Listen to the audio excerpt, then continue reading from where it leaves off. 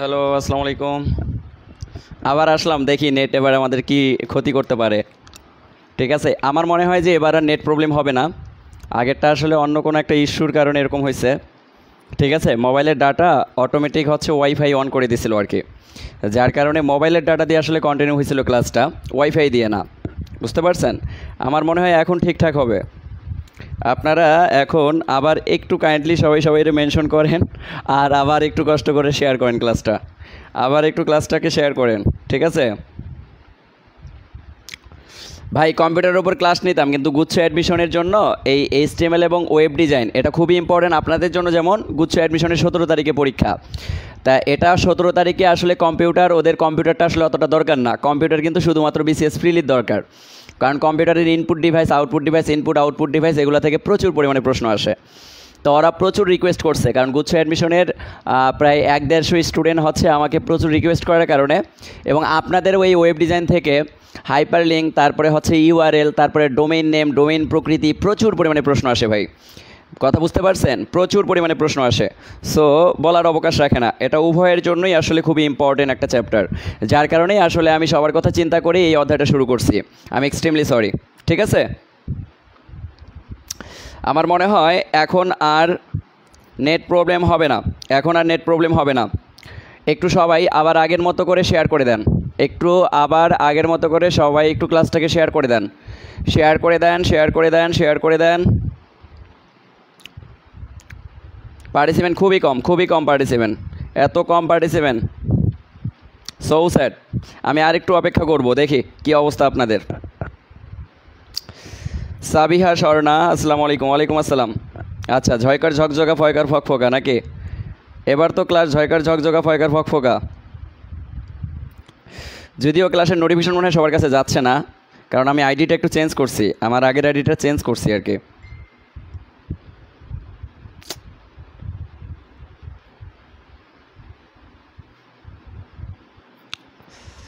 আচ্ছা না, আচ্ছা না,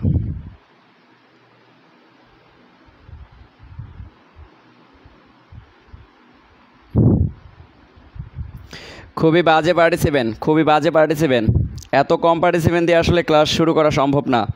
ক্লাসটা তাহলে আমি করে দিচ্ছি, ডিলিট করে দিচ্ছি।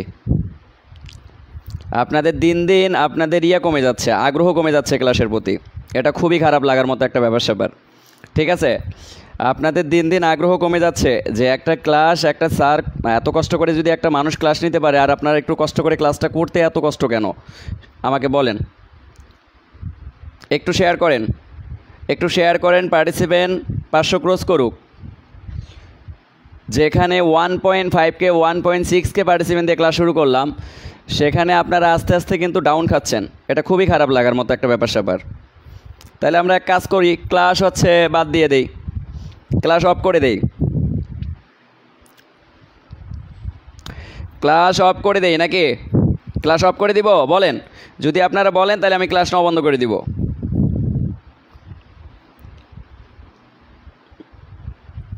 একটু সবাই সবাই একটু শেয়ার করেন, মেনশন করেন, সবাই একটু শেয়ার করেন, মেনশন করেন, সবাই একটু শেয়ার করেন, মেনশন করেন। শেয়ার আর মেনশন করলে অটোমেটিক পার্টিসিপেন্ট বাড়তে থাকবে, আমাদের অটোমেটিক পার্টিসিপেন্ট বাড়তে থাকবে। ঠিক আছে, অটোমেটিক সবার কাছে নোটিফিকেশন চলে যাবে।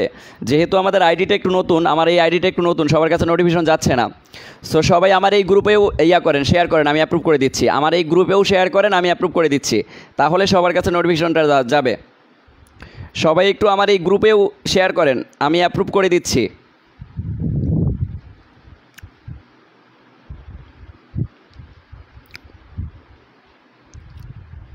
ওকে, ওকে,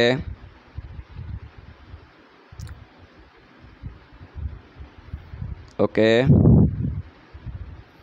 এই যে সবাই শেয়ার করতেছেন।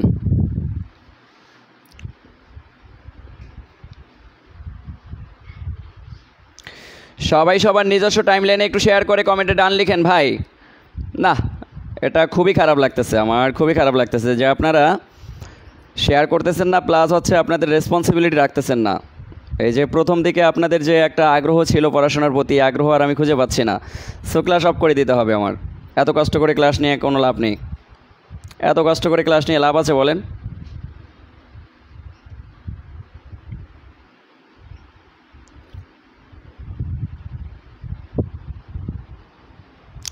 500 ক্রস করান, 500 ক্রস করান, ক্লাসটা শুরু করে দিই আমি।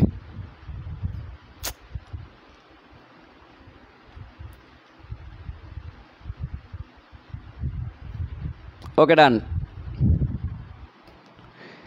আচ্ছা একটু লক্ষ্য করেন, আমরা কি বললাম যে আমাদের ওয়েব ডিজাইন এবং HTML এখান থেকে সবচেয়ে বেশি প্রশ্ন আসে। একজন আমাকে কমেন্ট করছে যে ভাইয়া এই জায়গা থেকে ডেটাবেস ম্যানেজমেন্ট সিস্টেম থেকে সবচেয়ে বেশি প্রশ্ন আসে। ভাই আপনি ভুল ধারণা, আপনার হচ্ছে আপনি হয়তোবা পুরো জিনিসটা পুরো সিলেবাসটাকে অ্যানালাইসিস করেন নাই। এই জায়গা থেকে ব্যাংক পরীক্ষায় সবচেয়ে বেশি প্রশ্ন হয় এই ওয়েব ডিজাইনের ভেতরে। ওয়েবসাইট, HTTP, URL, তারপরে ডোমেইন নেম, ডোমেইন প্রকৃতি, এগুলো থেকে প্রচুর পরিমাণে প্রশ্ন হয় এবং বিভিন্ন ধরনের ট্যাগগুলো থেকে ব্যাংক জবে প্রশ্ন আসে। আর হচ্ছে গুচ্ছ অ্যাডমিশনে যারা আছে তাদের ক্ষেত্রে এটা খুব উপকৃত হবে। তা আমার কথা হচ্ছে আমাদের মূলত মেইন আলোচনা হচ্ছে ওয়েব ডিজাইন। তাই এই ওয়েব ডিজাইন যদি আপনি আলোচনা করতে চান, আলোচনা করার শুরুতে আপনাকে যেটা জানা লাগবে সেটা হচ্ছে একটা ওয়েব পেজ সম্পর্কে জানা লাগবে। কি জানা লাগবে? একটা ওয়েব পেজ সম্পর্কে জানা লাগবে। তা প্রথমত আমরা যেটা জানবো সেটা হচ্ছে ওয়েব পেজ সম্পর্কে আমরা জানবো। ওয়েব পেজ, তো দেখেন ওয়েব পেজ ব্যাপারটা আপনি কীভাবে মনে রাখতে পারেন। ওয়েব পেজটা এভাবে মনে রাখবেন, কখনও যদি কোনো একটা সিস্টেমের মধ্যে আপনি একক তথ্য রাখেন তাহলে তাকে আপনি বলবেন ওয়েব পেজ। আবার বলতেছি, কখনও যদি কোনো একটা জায়গার মধ্যে আপনি একক তথ্য রাখেন তখন তাকে বলবেন আপনি ওয়েব পেজ। আচ্ছা আমি আপনাদের আরও একটা ছোট্ট কথা বলি। মনে করেন আপনার কোনো এক শুভাকাঙ্ক্ষীর কিছু ছবি বা কিছু ভিডিও বা কিছু অডিও আপনার কাছে আছে। এখন আপনি কি করতে চাচ্ছেন? এই জিনিসগুলো সংরক্ষণ করতে চাচ্ছেন। এখন অডিও, ছবি বা ভিডিও এই জিনিসগুলো এক একটা কিন্তু এক একটা পার্টে। যেমন আপনি যদি ছবির কথা বলেন তাহলে ইমেজ, তাহলে আপনার শুভাকাঙ্ক্ষীর কিছু ইমেজ আপনার কাছে আছে, তা আপনি এই ইমেজগুলো একটা জায়গার মধ্যে রাখতে চাচ্ছেন। তা আপনি যে জায়গাটার মধ্যে রাখবেন সেটাই হচ্ছে একটা ওয়েব পেজ, সেটাই হচ্ছে একটা কি ওয়েব পেজ। আবার দেখেন আপনার শুভাকাঙ্ক্ষীর কিছু ভিডিও আছে, সে ভিডিও যদি আপনি রাখতে চান, অথবা আপনার অডিও আছে, কিছু অডিও যদি আপনি রাখতে চান, এই অডিওগুলো এক জায়গায় রাখলে সেটাও হবে একটা ওয়েব পেজ, সেটাও একটা কি হবে? ওয়েব পেজ হবে।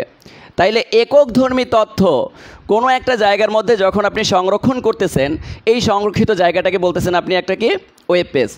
এবার মজার ব্যাপার হচ্ছে এই যে ইমেজ দিয়ে আপনি যে একটা ওয়েব পেজ তৈরি করলেন, এই যে অডিও দিয়ে যে আপনি একটা ওয়েব পেজ তৈরি করলেন, এখন আপনি এই দুইটা পেজকে যদি এক জায়গায় একটা লিঙ্ক তৈরি করে রাখেন বা এক জায়গায় কানেকশন করে রাখেন, তাহলে ভিন্নধর্মী দুই বা ততোধিক ওয়েব পেজ হয়ে গেল না বলেন তো? একটা ইমেজের ওয়েব পেজ আর একটা অডিওর ওয়েব পেজ। তাহলে এই ইমেজের ওয়েব পেজ এবং অডিওর ওয়েব পেজ, দুইটা ওয়েব পেজ যখন আপনি একটা লিঙ্ক করতেছেন বা একটা সাইটে রাখতেছেন, তখন ওই সাইটটাকে বলা হচ্ছে ওয়েবসাইট। কি বলা হচ্ছে? ওয়েবসাইট। আচ্ছা ছোট্ট একটা উদাহরণ দিচ্ছি। মনে করেন আপনি প্লে স্টোরে গেলেন, আপনারা হয়তো বা আমি এর আগে ক্লাসে অবগত করি নাই, আপনারা যদি প্লে স্টোরে যান, প্লে স্টোরে দেখবেন মামিনুল স্যার এইটা নামে একটা অ্যাপস আছে। এই অ্যাপসে কি আছে ভাই? অনেকে জানেন, যারা ডাউনলোড করছেন আগে থেকেই তারা জানেন, আর যারা ডাউনলোড করেন নাই তাদের ক্ষেত্রে বলি। এই মামিনুল স্যার ওয়েবসাইটের মধ্যে যেটা আছে সেটা দেখেন, আমি আপনাদেরকে একটু মানে এটা দিয়েই এক্সপ্লেন করাচ্ছি। মামিনুল স্যার ওয়েবসাইটের মধ্যে হিউজ পরিমাণ ওয়েব পেজ যুক্ত করা আছে। মনে করেন বাংলার সাজেশনমূলক তথ্য যুক্ত করা আছে। এরপরে কি করা আছে? আবার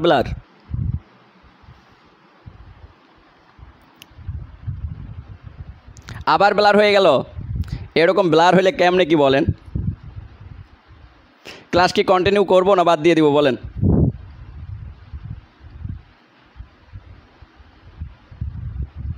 ক্লাস কি কন্টিনিউ করব না বাদ দিয়ে দিব বলেন?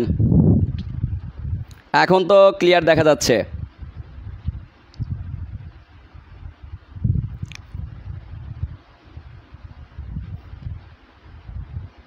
আজ নেট প্রবলেম, প্রচুর নেট প্রবলেম। আসলে মূল প্রবলেমটা হচ্ছে নেটের, যা বুঝলাম এখন। কন্টিনিউ স্যার, নাও ক্লিয়ার। ওকে ডান। তাহলে একটু মনোযোগ দেন। আমি কি বললাম? প্লে স্টোরে যাবেন, মামিনুল স্যার নামে একটা ওয়েব পেজ দেখবেন, ওয়েবসাইট দেখবেন। তা এই যে ওয়েবসাইটটার কথা নিয়ে আমি একটু, বা এটা একটা অ্যাপস, যখন প্লে স্টোর থেকে দেখবেন তখন এটা অ্যাপস হবে। আর যখন আপনি গুগলে সার্চ করবেন maminulsir.com, তখন কিন্তু এটা কি একটা ওয়েবসাইট। একটা ওয়েবসাইটের নামে আপনি কি করতেছেন? সার্চ করতেছেন। সার্চ করার সাথে সাথে মামিনুল স্যার ওয়েবসাইটটা চলে আসতেছে। আবার যখন প্লে স্টোরে সার্চ করতেছেন তখন চলে আসতেছে মামিনুল স্যার অ্যাপস। তো এই অ্যাপসের ভেতরে বা ওয়েবসাইটের ভেতরে যে অ্যালগোরিদমগুলো আছে, মনে করেন আপনার বাংলার একটা সাজেশন দরকার, বাংলার একটা সাজেশন দরকার। আমি শুধুমাত্র বাংলা দিয়ে একটা পেজ তৈরি করছি, শুধুমাত্র ইংলিশ দিয়ে একটা পেজ তৈরি করছি, এরকম বাংলা, ইংলিশ, গণিত, তারপরে হচ্ছে আপনার আইসিটি, বিজ্ঞান, এরকম পার্ট বাই পার্ট সবগুলো সাবজেক্ট দিয়ে আমি কি করছি, আলাদা আলাদা আলাদা আলাদা করে ইম্পর্টেন্ট টপিকগুলো দিয়ে সাজেশন পর্ব তৈরি করছি আমার এই অ্যাপসের মধ্যে। এখনও কিন্তু আছে, আমি মিথ্যে কথা বলতেছি না। আপনার প্লে স্টোর থেকে ডাউনলোড করে নিন, বিশ্বাস না হলে প্লে স্টোরে যান, এটা ডাউনলোড করলেই বুঝতে পারবেন যে এর ভেতরে কী কী আছে। তা এই যে অ্যাপসটার ভেতরে যে এই যে তথ্যগুলো আমি রাখলাম, এই যে শুধুমাত্র বাংলার তথ্যগুলো যেটাতে রাখছি, এই তথ্যগুলোকে আপনি বলতে পারেন একটা ওয়েব পেজ। শুধুমাত্র আপনি যে ইংলিশের তথ্যগুলো দেখতেছেন এটা একটা ওয়েব পেজ। কিন্তু এরকম অনেকগুলো সাবজেক্টের তথ্য এক জায়গায় রাখার কারণে, একটা সাইটের মধ্যে রাখার কারণে এটা পুরোটা মিলে একটা ওয়েবসাইট, এটা পুরোটা মিলে একটা ওয়েবসাইট। তাইলে ওয়েবসাইট হয় মূলত 2 বা ততোধিক ওয়েব পেজের সমন্বয়ে, 2 বা ততোধিক ওয়েব পেজের সমন্বয়ে। আমার কথা কি ক্লিয়ার?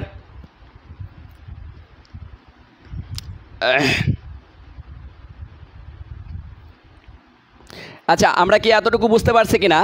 আমরা এতটুকু বুঝতে পারছি কিনা একটু আমাকে এনশিওর করেন যে একটা কোনো এককধর্মী তথ্য যদি আপনি কোথাও রাখেন সেটাকে বলবেন ওয়েব পেজ, আর এরকম এককধর্মী অনেকগুলো তথ্য যদি আপনি কোনো একটা সাইটের মধ্যে রাখেন তখন তাকে আপনি বলবেন ওয়েবসাইট।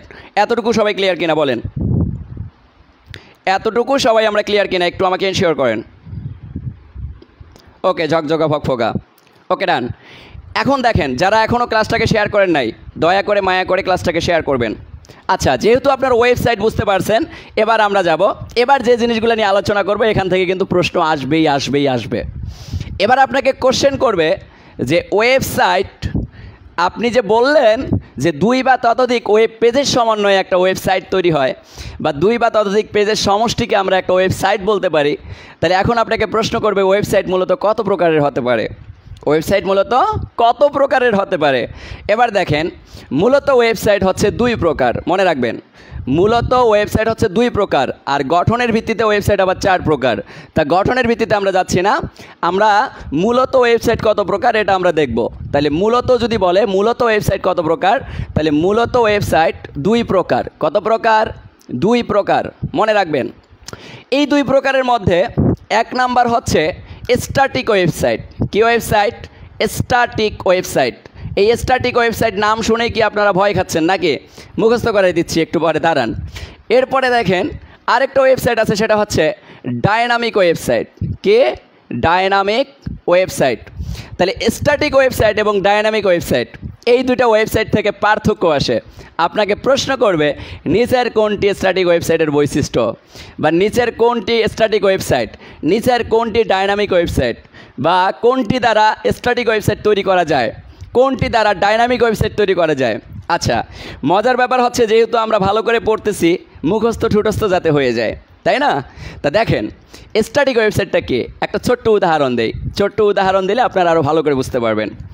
স্ট্যাটিক ওয়েবসাইট আমি একটা উদাহরণের মাধ্যমে সকল বৈশিষ্ট্য নিয়ে আসবো, এই উদাহরণের মাধ্যম থেকে এর বিপরীতটা আপনি ডায়নামিক ওয়েবসাইটে বসাই দিবেন, শেষ, ঝামেলা মুক্ত, খেল খতম। তা স্ট্যাটিক ওয়েবসাইটটা এভাবে মনে রাখবেন। মনে করেন আপনি কারো দ্বারা প্রতারিত হয়েছেন, মনে করেন আপনি কারো দ্বারা কী হয়েছেন? প্রতারিত হয়েছেন। আচ্ছা, মনে করেন আমরা বললাম যে একজন মেয়ে, একজন কি? মেয়ে। একজন মেয়ে কি করছে? একজন মেয়ে কি করছে? 10টা ছেলের সাথে প্রতারণা করছে। এরকম 10টা ছেলের সাথে প্রতারণা করছে, 2, 3, 4, 5, 6, এরকম মনে করেন এরকম 6টা ছেলের সাথে প্রতারণা করছে। তো মেয়েটা অনেক কিউট ছিল বা অনেক সুন্দর ছিল, সুন্দর টাইপের মেয়েরা কি করে? মূলত হচ্ছে ছেলেদেরকে তাদের প্রেমের প্রলোভনে আকৃষ্ট করার মাধ্যমে তাদেরকে কি করে? প্রতারিত করে। তো মেয়েটা কি করছে? যাদের সাথে প্রেম করতো তাদের আগে টাকার অ্যামাউন্ট দেখতো যে তারা আসলে ধনী কিনা। তো মজার ব্যাপার হচ্ছে এই মেয়েটা যাদের সাথে প্রেম করতো বা যাদের সাথে সম্পর্কে জড়াইতো, এদের প্রত্যেকটা ছেলেই ছিল কোটিপতির ছেলে। তো মজার ব্যাপার দেখেন, এই মেয়েটা যখনই এই ছেলেগুলোর কাছ থেকে টাকা চাইতো, সাথে সাথে মেয়েটাকে ছেলেগুলো টাকা দিয়ে দিত।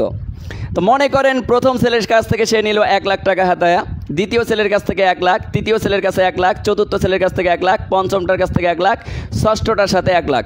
তাহলে টোটাল সে প্রতারণা করলো কয় লাখ টাকা বলেন? 6 জনের সাথে প্রতারণা করে সে 6 লাখ টাকা কি করলো? 6 লাখ টাকা ছেলেগুলোর কাছ থেকে হাতায় নিল। এখন এই 6 জন ছেলে কোনো কারণে একদিন মানে একজন আরেকজনকে জানানভাবে দিল যে না এই মেয়েটা আসলে একটা প্রতারক, এ আমার সাথেও প্রেম করে, এরকম আরও 5 জনের সাথে প্রেম করে। তো এরা আবার কী করলো, একজন আরেকজনের সাথে লগ ইন করলো, লগ ইন করার মাধ্যমে এরা একত্রিত হইলো, একত্রিত হয়ে এই প্রতারকরা এখন ধরার ধান্দা। মজার ব্যাপার হচ্ছে এরা তো বড়লোক মানুষ, এরা সাথে সাথে কী করছে মনে করেন এরকম কি বলবো, এরকম বলতে পারেন যে এরা হচ্ছে প্রথম আলোকে বা কালের কণ্ঠকে বা প্রথম আলো মনে করেন, প্রথম আলোকে কমপ্লেন করছে, প্রথম আলো .comকে কমপ্লেন করছে। তা প্রথম আলো .comকে যখন কমপ্লেন করছে তখন প্রথম আলো কী করছে, এই মেয়েটার নামে একটা কলাম লিখছে। কলামটা ছিল এরকম যে মেয়ের নাম উমুক, তার বাপের নাম উমুক, বা তার ডিটেলসটা লেখার পরে নিচে লিখছে যে এরকম 6 জন ছেলের সাথে প্রতারণা করে 6 লাখ টাকার জায়গায় লিখছে 10 লাখ টাকা প্রতারিত করছে। কারণ ছেলেরা প্রতারিত হয়েছে 6 লাখ টাকা, কিন্তু আলটিমেটলি তারা প্রথম আলোকে কমপ্লেন করছে 10 লাখ টাকা। তাহলে এই যে কলামটা যখন প্রথম আলো লিখলো, লেখার পরে যে ঘটনাটা ঘটলো দেখেন, লেখার পরে যে ঘটনাটা ঘটলো, এখন এই জায়গায় যে এই মেয়েটার নামে যে 10 লাখ টাকার একটা কলাম লিখলো, এই কলামটা কিন্তু মেয়ের বাবা থেকে শুরু করে সকল আত্মীয় স্বজন বা ছেলেরাও জানতে পারলো। ছেলেরা তো মহা খুশি, আমাদের কাছে প্রতারণা করছে 6 লাখ, আমরা বলছি 10 লাখই লিখছে। এখন কোনো কারণে এই মেয়েটা যদি ফোন দিয়ে প্রথম আলোকে বলে যে দেখেন আমি তো 6 লাখ টাকা প্রতারণা করছি, আপনি কেন 10 লাখ টাকা লিখছেন, এখন প্রথম আলোর বাপের ক্ষমতা আছে এই কলামটাকে আর চেঞ্জ করার, কারণ এই পত্রিকা সবার হাতে হাতে চলে গেছে। এখন প্রথম আলো যদি চায়ও তাও কিন্তু ওই পত্রিকা সবার হাতে হাত থেকে নিয়ে এসে কিন্তু এটা আর সম্ভব না। কি করা বলেন তো, এডিট করা কি সম্ভব না। তো এই ধরনের ঘটনা বা এই ধরনের সিস্টেমগুলোকে আপনি বলবেন স্ট্যাটিক ওয়েবসাইট। কি ওয়েবসাইট বলবেন? স্ট্যাটিক ওয়েবসাইট বলবেন। আবার বলতেছি, মনে করেন এই মেয়েটা যে প্রতারণা করলো, সে প্রতারণা করছে 6 লাখ, প্রথম আলো তার নামে কমপ্লেন করে এই কমপ্লেনের মধ্যে যে কলামটা লিখছে, এই কলামে লিখছে 10 লাখ, তার মানে 3 লাখ বেশি লিখছে। আবার এই পত্রিকা সবার কাছে পৌঁছায় গেছে, অ্যান্ড পত্রিকা যখন সবার কাছে পৌঁছায় গেছে সবাই পড়তেছে, খুব ভালো কথা, কিন্তু এটা আর এডিট করা সম্ভব না। এখন 10 লাখ টাকাই প্রতারক হিসাবে কি হয়ে গেল, আখ্যায়িত হয়ে গেল। তো স্ট্যাটিক ওয়েবসাইট এমন একটা ওয়েবসাইট যে ওয়েবসাইটটা শুধুমাত্র আপনি পড়তে পারবেন, অর্থাৎ প্রথম আলো পত্রিকাটা শুধুমাত্র আপনি পড়তে পারবেন। আপনি চাইলেই পত্রিকার লেখাটাকে কিন্তু আর কি করতে পারবেন না, এডিট করতে পারবেন না বা পরিমার্জন করতে পারবেন না। এই জন্য বলা হচ্ছে স্ট্যাটিক ওয়েবসাইট এমন একটা ওয়েবসাইট যেটা শুধুমাত্র আপনি পড়তে পারবেন। আচ্ছা, 2 নাম্বার বৈশিষ্ট্য বলা হচ্ছে যে এর মধ্যে তথ্য পরিবর্তন করা যায় না। এর মধ্যে কি করা যায় না? তথ্য পরিবর্তন করা যায় না। এর মধ্যে তথ্য পরিবর্তন করা যায় না। তথ্য পরিবর্তন করা যায় না। কেন তথ্য পরিবর্তন করা যায় না? এই যে প্রথম আলোর মধ্যে এই মেয়েটার নামে যে কলামটা লেখা হয়েছিল, এই কলামের তথ্য কি এখন আর পরিবর্তন করা সম্ভব? বলেন, কখনোই সম্ভব না। যার কারণে বলা হচ্ছে তথ্য পরিবর্তন করা যায় না। 3 নাম্বার বৈশিষ্ট্য কি হতে পারে দেখেন। 3 নাম্বার বৈশিষ্ট্য হচ্ছে এর মধ্যে যেহেতু তথ্য পরিবর্তন করা যায় না, একুরেটলি এই তথ্যটাই 100% ভাবে থেকে যায়। যার কারণে এই ওয়েবসাইটে যেটা হয়, লোডিং ক্ষমতা কম হয়। কি হয়? লোডিং ক্ষমতা কম হয়। ওকে, ডান, লোডিং ক্ষমতা কম হয়। এবার 4 নাম্বার বৈশিষ্ট্যটা সবচেয়ে বেশি ইম্পর্টেন্ট, সেটা হচ্ছে আপনাকে বলবে স্ট্যাটিক ওয়েবসাইট তৈরি করার জন্য কোনটি দিয়ে তৈরি করতে হয়। তো স্ট্যাটিক ওয়েবসাইট দিয়ে যখন আপনি মনে করেন স্ট্যাটিক ওয়েবসাইট যখন আপনি তৈরি করবেন, তখন শুধুমাত্র আপনার 2টা জিনিস সম্পর্কে ধারণা থাকলে এই ওয়েবসাইটটা আপনি তৈরি করতে পারবেন। 1 নাম্বার হচ্ছে HTML, 2 নাম্বার হচ্ছে CSS। ওই CSS অর্থাৎ শুধুমাত্র HTML এর ধারণা থাকলেই আপনি কি করতে পারবেন? স্ট্যাটিক ওয়েবসাইট তৈরি করতে পারবেন। যদি এখন আপনাকে প্রশ্ন করে কোনটি দ্বারা স্ট্যাটিক ওয়েবসাইট তৈরি করা যায়, তাহলে উত্তর হবে HTML। HTML এর ধারণা থাকলে আপনি স্ট্যাটিক ওয়েবসাইট তৈরি করতে পারবেন। এরপরে দেখেন 5 নাম্বার বৈশিষ্ট্যটা মনে রাখবেন, এই ওয়েবসাইট তৈরি করার জন্য খরচ খুবই কম হয়। এই ওয়েবসাইট তৈরি করার জন্য খরচ খুবই কম হয়। বলেন, স্ট্যাটিক ওয়েবসাইটের উদাহরণ আর মুখস্থ করা লাগবে কিনা? এটাতে শুধুমাত্র পড়তে পারবেন, লিখতে পারবেন না। এটার মধ্যে তথ্য পরিবর্তন বা পরিমার্জন করতে পারবেন না। এটার লোডিং ক্ষমতা কম হবে। এটা শুধুমাত্র HTML বা CSS জানলেই স্ট্যাটিক ওয়েবসাইট তৈরি করা যাবে। এটাতে খরচ কম হবে। বলেন, মুখস্থ হয়ে গেছে কিনা? স্ট্যাটিক ওয়েবসাইটের উদাহরণ সব মুখস্থ হয়ে গেছে কিনা বলেন? বলেন, স্ট্যাটিক ওয়েবসাইটের উদাহরণ সব মুখস্থ হয়েছে কিনা বলেন? একটু আমাকে বলেন যে স্ট্যাটিক ওয়েবসাইটের উদাহরণ সব মুখস্থ হয়ে গেছে কিনা, কুইক।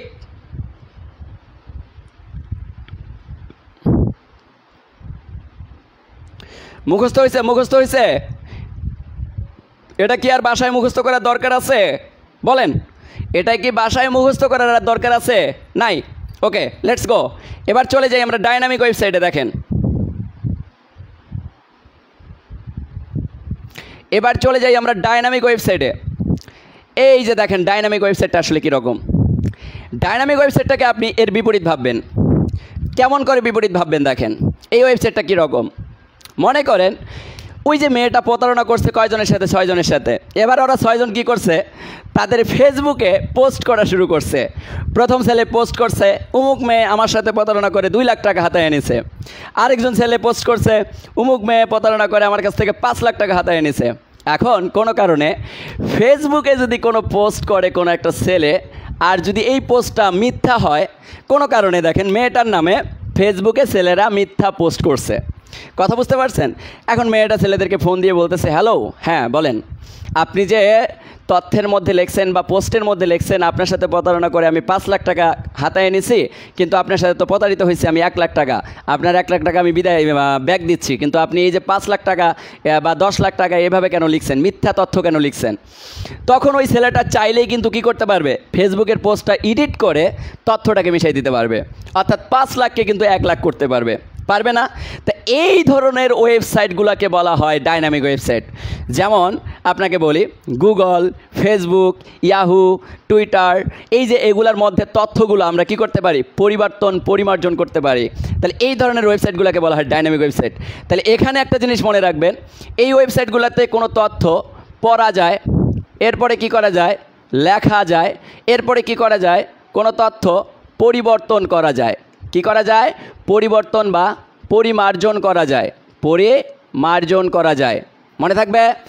এরপরে দেখেন এই জিনিসটার মধ্যে আরেকটা জিনিস করা যায়, সেটা হচ্ছে এটা লোডিং ক্ষমতা আবার বেশি। কেন লোডিং ক্ষমতা বেশি? কারণ এর মধ্যে প্রসিডিউর বেশি। তাহলে এটার একটা অসুবিধা হচ্ছে এর লোডিং ক্ষমতা বেশি। এর লোডিং ক্ষমতা বেশি। ওকে, ডান। 3 নাম্বার বৈশিষ্ট্য হচ্ছে, এই ডাইনামিক ওয়েবসাইট যদি আপনি তৈরি করতে চান শুধুমাত্র HTML জানলে হবে না। আপনাকে যেটা জানা লাগবে সেটা হচ্ছে HTML তো জানা লাগবেই। HTML এর পাশাপাশি আপনাকে জানতে হবে PHP, এরপরে জানা লাগবে জাভাস্ক্রিপ্ট, PHP বা জাভাস্ক্রিপ্ট, এই জিনিসগুলো আপনাকে জানা লাগবে। এরপরে লাস্ট যে জিনিসটা আপনি মনে রাখবেন, এটার একটু খরচ বেশি। কারণ যেহেতু আপনাকে কি করা লাগতেছে? HTML জানা লাগতেছে, PHP জানা লাগতেছে, জাভাস্ক্রিপ্ট জানা লাগতেছে, তাহলে এটার মধ্যে একটু খরচ বেশি হওয়াটা স্বাভাবিক, তাই না? কারণ কাজের সংখ্যা বেশি, খরচও বেশি। তাহলে বলেন আমরা স্ট্যাটিক এবং ডাইনামিক ওয়েবসাইট আর আদৌ ভুলবো কিনা, বা আমাদের ভুল হওয়ার প্রসিডিউর বা ভুল হওয়ার সম্ভাবনার আদৌ আছে কিনা? বলেন।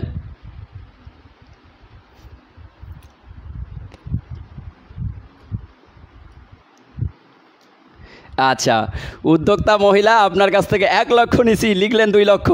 এই যে এটা যদি ফেসবুকে লেখেন এটা পরিবর্তন করা যাবে, তার মানে এই ওয়েবসাইটটাকে আপনি বলবেন ডাইনামিক ওয়েবসাইট। যেটা পরিবর্ধন করা যাবে সেটাকে বলবেন ডাইনামিক, আর যেটা পরিবর্তন করা যাবে না, শুধুমাত্র পড়তে পারা যাবে, সেটাকে বলবেন স্ট্যাটিক। যেটা শুধুমাত্র লোডিং ক্ষমতা বেশি নিবে সেটা ডাইনামিক, আর যেটা লোডিং ক্ষমতা কম নিবে সেটা হচ্ছে স্ট্যাটিক। যেটা শুধুমাত্র HTML জানলেই তৈরি করা যায় সেটা হচ্ছে স্ট্যাটিক। যেটা HTML এর পাশাপাশি PHP, জাভাস্ক্রিপ্ট এবং আরও অন্যান্য কিছু জানা লাগে সেটা হচ্ছে ডাইনামিক। আই থিঙ্ক সবাই ক্লিয়ার।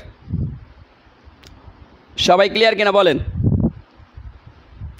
জয়কার ঝকঝকা, ভয়কার ফকফকা, ক্লিয়ার কিনা আমরা বলেন? মনে থাকবে, মনে থাকবে।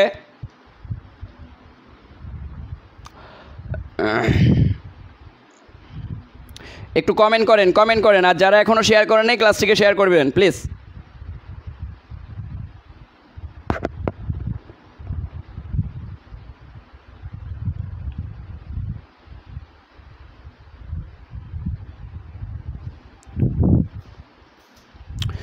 সবাই একটু ক্লাসটাকে শেয়ার করে দিবেন, সবাই একটু ক্লাসটাকে শেয়ার করে দিবেন, ঠিক আছে? ওকে, ডান। এবার মজার ব্যাপার হচ্ছে আপনাকে আরেকটা জায়গা থেকে প্রশ্ন আসতে পারে, সেই জায়গাটাও একটু আমি ক্লিয়ার করে সামনের দিকে আগাই। এরপরে আমরা ডোমেইন নেম, তারপরে আদার জিনিসগুলো নিয়ে আমরা ডিটেলস কথাবার্তা বলবো। এবার আপনাকে বলবে কাঠামোর দিক থেকে ওয়েবসাইট কত প্রকার। কাঠামোর দিক থেকে ওয়েবসাইট কত প্রকার? খুবই সহজ জিনিস। দেখেন কাঠামোগতভাবে ওয়েবসাইট কত প্রকার আপনি মনে রাখবেন। কাঠামোগতভাবে ওয়েবসাইট হচ্ছে 4 প্রকার। কত প্রকার? 4 প্রকার। এক নাম্বার হচ্ছে মনে রাখবেন, এক নাম্বার হচ্ছে ট্রি, এক নাম্বার হচ্ছে ট্রি, ট্রি ট্রি কাঠামো। আর দুই নাম্বার হচ্ছে মনে রাখবেন নেটওয়ার্ক, দুই নাম্বার কি নেটওয়ার্ক, নেটওয়ার্ক। এরপরে তিন নাম্বার মনে রাখবেন লিনিয়ার, লিনিয়ার।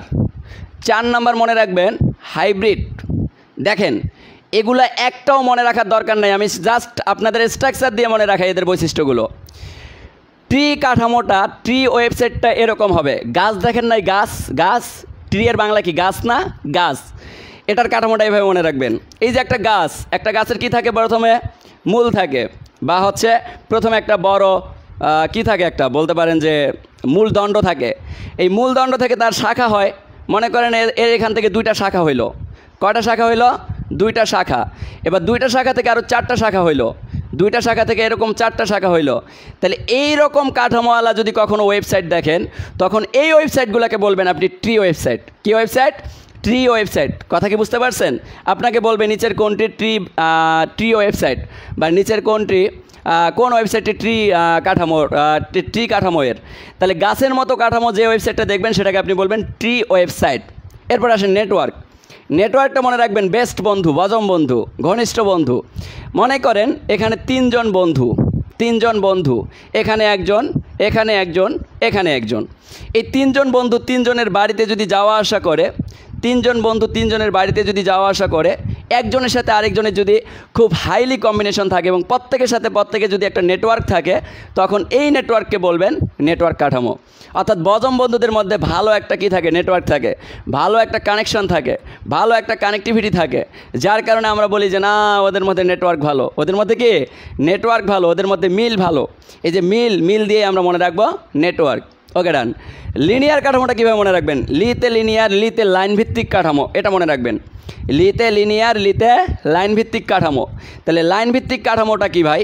লাইন ভিত্তিক কাঠামো হচ্ছে যদি এখানে একটা, এখানে যদি মনে করেন একটা কাঠামো থাকে, এখানে যদি একটা কাঠামো থাকে, এখানে যদি একটা কাঠামো থাকে, তাহলে এর বাসায় যাবে, এর বাসায় আসবে, এর বাসায় যাবে, এর বাসায় আসবে। এখন অনেকে বলতেছেন যে ভাইয়া আপনি যে কাঠামোগুলো তৈরি করতেছেন এগুলো আসলে কি? এগুলো প্রত্যেকটাই এক একটা ওয়েব পেজ। অর্থাৎ প্রত্যেকটা ওয়েব পেজ যদি ট্রি আকৃতিরভাবে গুছানো থাকে তখন তাকে আপনি বলবেন ট্রি আকৃতির ওয়েবসাইট। যদি নেটওয়ার্ক আকৃতিরভাবে এই ওয়েব পেজগুলো যুক্ত থাকে তখন তাকে আপনি বলবেন নেটওয়ার্ক ওয়েবসাইট। যদি লাইন ভিত্তিকভাবে ওয়েব পেজগুলো যুক্ত থাকে তখন তাকে আপনি বলবেন কি বলেন তো? Linear website.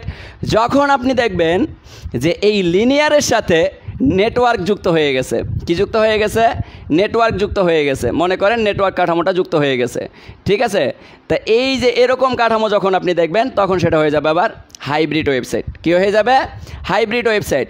তাহলে মজার ব্যাপার হচ্ছে কি, ট্রি ওয়েবসাইট গাছের মতো দেখতে, নেটওয়ার্ক ওয়েবসাইট বজম বন্ধুদের মতো দেখতে, লিনিয়ার ওয়েবসাইট লাইন ভিত্তিকভাবে যে ওয়েবসাইট সেটা, আর হাইব্রিড ওয়েবসাইট হচ্ছে লাইন ভিত্তিক ওয়েবসাইটের সাথে বা কোনো একটা ওয়েবসাইটের সাথে, অর্থাৎ দুই বা ততোধিক ট্রি, নেটওয়ার্ক বা লিনিয়ারের মধ্যে যে কম্বিনেশনাল হবে আমার ওয়েবসাইট হবে, এই কম্বিনেশনাল ওয়েবসাইটগুলোকে বলা হয় হাইব্রিড ওয়েবসাইট। কথা কি ক্লিয়ার? মনে করেন লিনিয়ার ওয়েবসাইটের সাথে যদি আপনি ট্রি ওয়েবসাইট যুক্ত করেন তখন এটা হবে হাইব্রিড ওয়েবসাইট। বা মনে করেন লিনিয়ার ওয়েবসাইটের সাথে যদি আপনি ট্রি ওয়েবসাইট যুক্ত করতেন তখন এই দুটাকে আপনি বলতে পারতেন হাইব্রিড ওয়েবসাইট। বা ট্রি, নেটওয়ার্ক এবং লিনিয়ার তিনটা মিলে যে ওয়েবসাইট তৈরি হতো সেটাকেও আপনি বলতে পারতেন হাইব্রিড ওয়েবসাইট। তাহলে প্রশ্ন আসতে পারে যে ট্রি, নেটওয়ার্ক এবং লিনিয়ার ওয়েবসাইটের মাধ্যমে কোন ওয়েবসাইট তৈরি হতে পারে? হাইব্রিড ওয়েবসাইট তৈরি হতে পারে। আবার আপনাকে বলতে পারে হাইব্রিড ওয়েবসাইট ভাঙলে কোন কোন ওয়েবসাইট পাওয়া যেতে পারে? হাইব্রিড ওয়েবসাইট ভাঙলে লিনিয়ারও পাওয়া যেতে পারে, নেটওয়ার্কও পাওয়া যেতে পারে, ট্রিও পাওয়া যেতে পারে। আই থিঙ্ক আমার মনে হয় যে সবাই ঝয়কার ঝকঝকা, ফয়কার ফকফকা ক্লিয়ার।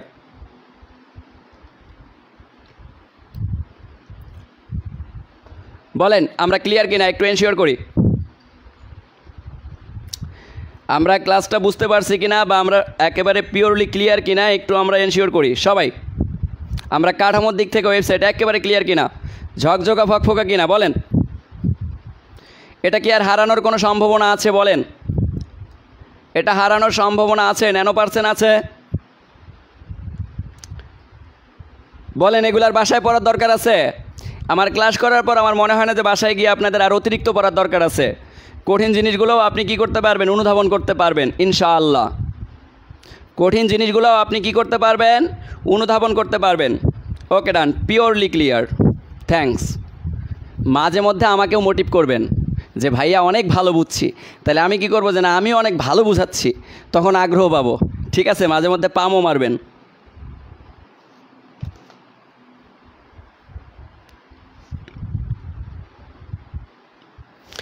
এবার আমরা যে টপিকটা নিয়ে কথা বলবো এটা হচ্ছে বিসিএস হিটার টপিক, সেটা হচ্ছে আইপি অ্যাড্রেস। আইপি অ্যাড্রেস এটা বিসিএস এর হিটার টপিক। এখান থেকে প্রশ্ন আসে, কতবার যে আসছে হিসাব নাই, অনেকবার প্রশ্ন আসছে আইপি অ্যাড্রেস থেকে। আইপি অ্যাড্রেস থেকে অনেকবার প্রশ্ন আসছে। সো বুঝতেই পারছেন বিসিএস এবং ব্যাংক জবের জন্য হিটার পয়েন্ট আইপি অ্যাড্রেস।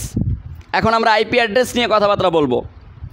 ঠিক আছে, আমরা আইপি অ্যাড্রেস নিয়ে কথাবার্তা বলবো। এখনও যারা ক্লাসটাকে শেয়ার করেন নাই, কাইন্ডলি ক্লাসটাকে শেয়ার করে দিবেন। দেখেন আইপি অ্যাড্রেস কি, খুব সহজে মনে রাখবেন।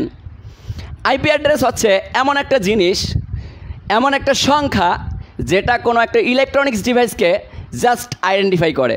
আবার বলতেছি, মনে করেন আপনাকে সহজভাবে বোঝাই আইপি অ্যাড্রেস, তাহলে আপনি আরও ভালো করে বুঝতে পারবেন।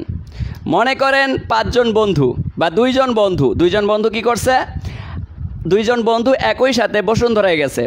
তাহলে প্রথম বন্ধু, এটা হচ্ছে প্রথম বন্ধু কি করছে, প্রথম বন্ধু বসুন্ধরায় গিয়ে আইফোন 11 নিছে বা হচ্ছে স্যামসাং নিছে। আচ্ছা, স্যামসাং নোট 7 নিছে, মনে করেন স্যামসাং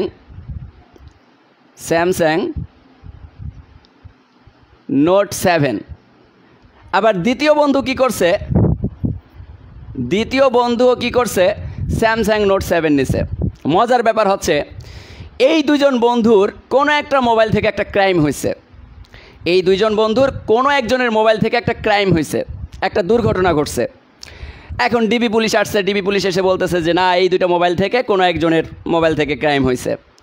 মজার ব্যাপার হচ্ছে 2 জনের মোবাইল এক, স্যামসাং নোট 7 কিনছেও একই সময়ে, বসুন্ধরা থেকে কিনছে। এখন বসুন্ধরা থেকে কিনে যখন তারা বাসায় আসছে, তখন এই মোবাইল দিয়ে কোনো একজন বন্ধু আর কি বাটপারি করে হয়তো বা কী করছে, একটা ক্রাইম করছে। মনে করেন এই স্যামসাং নোট 7 দেখে যদি তারা এখন ক্রাইমের সংখ্যা হিসাব করতে চায়, তাহলে পৃথিবীতে স্যামসাং নোট 7 ইউজ করে কতগুলো মানুষ, কোটি কোটি মানুষ। এখন এই কোটি কোটি মানুষ কি অপরাধী হবে না? তাহলে এই অপরাধীকে যদি আপনি বের করতে চান, তাইলে আপনার অপরাধীকে আইডেন্টিফাই করার জন্য আপনার আইপি অ্যাড্রেস দরকার। অর্থাৎ মনে রাখবেন প্রত্যেকটা ইলেকট্রনিক্স ডিভাইসের আলাদা আলাদা করে আইপি অ্যাড্রেস থাকে। এটার জন্য একটা আইপি অ্যাড্রেস থাকে 4টা পর্বে, এরকম 4টা পর্ব থাকে। মনে করেন এই স্যামসাং নোট 7-এর জন্য আইপি অ্যাড্রেস হচ্ছে 32, 70, 50, 70 এরকম। আবার এই মোবাইলের জন্য একটা আইপি অ্যাড্রেস আছে যেটা মনে করেন 80, তারপরে মনে করেন 50, তারপরে মনে করেন 56, তারপরে মনে করেন 96। তাহলে এখন দেখেন 2টার আইপি অ্যাড্রেস কিন্তু 2 রকম, কিন্তু ডোমেইন নেম এক। অর্থাৎ আমরা যে নামগুলো সিলেক্ট করি এই সংখ্যাগুলোর জন্য তাদেরকে বলা হয় ডোমেইন নেম, আর যে সংখ্যাগুলো প্রত্যেকটা ইলেকট্রনিক্স ডিভাইসের জন্য থাকে এই সংখ্যাগুলোকে বলা হয় আইপি অ্যাড্রেস। কি বলা হয়? IP address. আমরা আমজনতা বা বাঙালি আইপি অ্যাড্রেস বা সংখ্যা মনে রাখি না। মনে করেন আমি আমারটা দিয়ে উদাহরণ দিচ্ছি, মামিনুল স্যার, এটা যদি আপনি গুগলে সার্চ করেন চলে আসবে। এখন আমার এই মামিনুল স্যার ডোমেইনটা যখন আমি কিনছি, তখন যে ব্যাপারটা হয়েছে, তখন কিন্তু আমাকে প্রথমে একটা আইপি অ্যাড্রেস দিছে 10, তারপরে মনে করেন 56, তারপরে মনে করেন 86, তারপরে মনে করেন 96, এরকম একটা আইপি অ্যাড্রেস দিছে। এখন আপনাদেরকে আমি জিজ্ঞাসা করি, আমাকে যে আইপি অ্যাড্রেস দিছে, আমি যদি আমার নামটা না বলে আপনাকে আইপি অ্যাড্রেস বলতাম, তাহলে আপনি আমার নামটা আগে মুখস্থ করতেন না আইপি অ্যাড্রেসটা আগে মুখস্থ করতেন? বলেন আপনার কাছে সুবিধাজনক কোনটি, মামিনুল স্যার না এই যে সংখ্যাটা, কোনটা? একটু কমেন্ট করেন দেখি কারা কমেন্ট করতে পারেন। হ্যাঁ, আইএমই নাম্বার এক ধরনের আইপি অ্যাড্রেস। গুড, বলেন। মোবাইল হারালে আইপি অ্যাড্রেস দিয়ে পাওয়া যাবে? হ্যাঁ, অবশ্যই পাওয়া যাবে। আচ্ছা বলেন তাহলে এই যে মামিনুল স্যার আগে মুখস্থ করবেন না 10, 56, 86, 96 এই সংখ্যাটা মুখস্থ করবেন? অবশ্যই আপনারা কি করবেন? নামটা মুখস্থ করবেন। এবার দেখেন নামটা মুখস্থ করা অনেক সহজ, অর্থাৎ এই যে ইলেকট্রনিক্স ডিভাইসগুলো আছে, এই ইলেকট্রনিক্স ডিভাইসগুলোতে প্রত্যেকটাই এরকম 4টা পর্বে পর্ব করে সংখ্যা দেওয়া থাকে, যে সংখ্যাগুলো আমাদের মুখস্থ করা সম্ভব হয় না। যার কারণে এই সংখ্যার বিপরীতে একটা নাম সিলেক্ট করা হয়, যাকে বলা হয় ডোমেইন নেম। কি বলা হয়? Domain name. ডোমেইন নেম, এই নামগুলোকে বলা হয় ডোমেইন নেম। আর এই আইপি অ্যাড্রেসের জন্য যে নাম সিলেক্ট করা হয় তাকে ডোমেইন নেম বলে। আর ডোমেইন নেমের জন্য যে সংখ্যাগুলো থাকে এই সংখ্যাগুলোকে বলা হয় আইপি অ্যাড্রেস। এই সংখ্যাগুলোকে বলা হয় আইপি অ্যাড্রেস। তাহলে আইপি অ্যাড্রেস কাকে বলে? পৃথিবীতে সকল ইলেকট্রনিক্স ডিভাইসকে ইউনিকভাবে আইডেন্টিফাই করার জন্য যে সংখ্যা প্রতীক ব্যবহার করা হয় তাকে আইপি অ্যাড্রেস বলে। পৃথিবীর সকল ইলেকট্রনিক্স ডিভাইসকে ইউনিকভাবে আইডেন্টিফাই করার জন্য যে সংখ্যা প্রতীক ব্যবহার করা হয় তাকে আইপি অ্যাড্রেস বলে। ক্লিয়ার? মুখস্থ হয়ে গেছে? আবারও বলতেছি, পৃথিবীর সকল ইলেকট্রনিক্স ডিভাইসকে ইউনিকভাবে আইডেন্টিফাই করার জন্য যে সংখ্যা প্রতীক ইউজ করা হয় তাকে আইপি অ্যাড্রেস বলে। ক্লিয়ার? আই থিঙ্ক ঝয়কার ঝকঝকা ভয়কার ভকফকা ক্লিয়ার। হ্যাঁ, সবাই ক্লিয়ার? এবার দেখেন আইপি অ্যাড্রেসের প্রকারভেদে আমরা চলে যাই, যেটা থেকে প্রশ্ন আসছে বিসিএ যে 2বার প্রশ্ন আসছে আইপি অ্যাড্রেসের প্রকারভেদ থেকে। এবার দেখেন আপনাকে বলবে আইপি অ্যাড্রেস মূলত কত প্রকার। আইপি অ্যাড্রেস মূলত হচ্ছে 2 প্রকার। 1 নম্বর আইপি অ্যাড্রেসকে বলা হয় IPv4, আরেক নাম্বার 2 নম্বর আইপি অ্যাড্রেসকে বলা হয় IPv6। IPv4টা কি দেখেন? Internet protocol version 4, internet protocol version 4, internet protocol version 6। তার মানে মূল ব্যাপার হচ্ছে আপনাকে বলে কি যে আইপি অ্যাড্রেসের IPv4-এর বিট সংখ্যা কত, বিট সংখ্যা কত, এটা হচ্ছে বিসিএস যে প্রশ্ন আসছিল, বিট সংখ্যা কত। এছাড়াও ভার্সিটি অ্যাডমিশনে এই প্রশ্নটা 3বার আসছিল, রাজশাহী বিশ্ববিদ্যালয় থেকে আর অন্যান্য বিশ্ববিদ্যালয়ে। এছাড়াও অন্যান্য জব পরীক্ষায় এই প্রশ্নটা সবচেয়ে বেশি আসে। আপনাকে প্রথম প্রশ্ন করা হয় IPv4-এর বিট সংখ্যা কত। IPv4-এর বিট সংখ্যা হচ্ছে 32টা। এটা হচ্ছে বিট সংখ্যা। এটা কি সংখ্যা? বিট সংখ্যা। এখন অনেকে প্রশ্ন করবে, ভাইয়া আপনি যে বিট সংখ্যা এই যে বললেন এটা তো আমাদের মুখস্থ করা লাগলো, এটা কেমনে হয়েছে একটু বলেন না। আচ্ছা দেখেন, খুব সহজে বুঝাই। এখানে কি আছে বলেন তো? 4 আছে না? তাহলে এখানে 4টা অংশ থাকবে। একটু আগে আমি বলছি যে আইপি অ্যাড্রেসগুলো 4টা অংশে থাকে। তাহলে 4টা অংশ দিলেন, প্রত্যেকটা অংশে কিছু সংখ্যা থাকবে। মনে করেন এইখানে থাকলো 56 ডট, এখানে থাকলো মনে করেন 86 ডট, এখানে থাকলো মনে করেন 95 ডট, এখানে থাকলো মনে করেন 97। মজার ব্যাপার হচ্ছে আপনাকে বলা হচ্ছে যে প্রত্যেকটা অংশের জন্য 8 বিট করে থাকতে হবে। কয় বিট? 8 বিট। তাহলে এখানে যদি 8 বিট থাকে এখানেও 8 বিট, তাহলে এখানে কয় বিট? এখানেও 8 বিট। তাহলে এখানে কয় বিট? এখানেও 8 বিট। ভাই আলটিমেটলি 8 যোগ 8 যোগ 8 যোগ 8 অথবা 4 আসতে কত? 32 বিট। 4 আসতে কত? 32 বিট। বুঝতে পারছেন? এবার যদি আপনাকে প্রশ্নটা একটু ভিন্নভাবে করতো, আপনাকে যদি বলতো আইপি বা ইন্টারনেট প্রোটোকল ভার্সন 4 এর প্রত্যেকটা অংশে কয় বিট করে থাকে? প্রত্যেকটা অংশে কয় বিট করে থাকে? 8 বিট করে থাকে। টোটাল 4টি অংশে কয় বিট থাকে? 32 বিট থাকে। এবার আপনাকে আরেকটা প্রশ্ন করবে, সেটা হচ্ছে আপনাকে বলবে IPv4 এর আইপি অ্যাড্রেস সংখ্যা কত? আইপি অ্যাড্রেস সংখ্যা কত? আইপি অ্যাড্রেস সংখ্যা কত? খুবই বহুল ব্যবহৃত প্রশ্ন, খুবই বহুল ব্যবহৃত প্রশ্ন। এটা সূত্র মনে রাখবেন, এটা 2n হচ্ছে সূত্র, আর n হচ্ছে এই আইপি অ্যাড্রেসের বিট সংখ্যা। তাহলে দেখেন তো বিট সংখ্যা না, অর্থাৎ বিট সংখ্যা মানে টোটাল বিট কয়টা আর কি। আইপি অ্যাড্রেস সংখ্যা আলাদা আর বিট সংখ্যা আলাদা।